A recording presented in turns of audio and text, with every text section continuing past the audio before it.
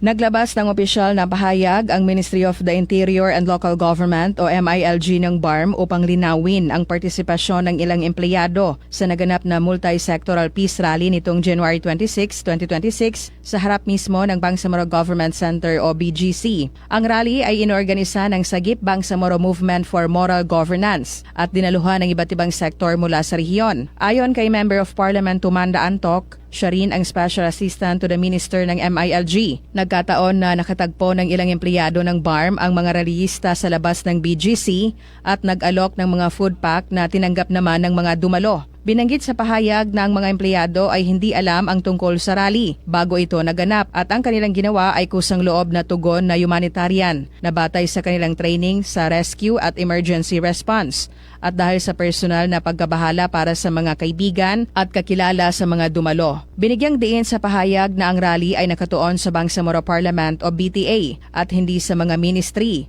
Walang anumang utos, approval o pahintulot mula sa MILG ukol sa insidenteng ito. Ayon pa sa MILG, ang aksyon ng mga empleyado ay hindi sumasalamin sa opisyal na posisyon ng Bangsamoro Government. Matatandaang nagrally ang naturang mga grupo dahil sa pagtutol sa Parliament Bill 419 o Bangsamoro Electoral Code na anilay hindi patas ang representasyon para sa mga kababaihan.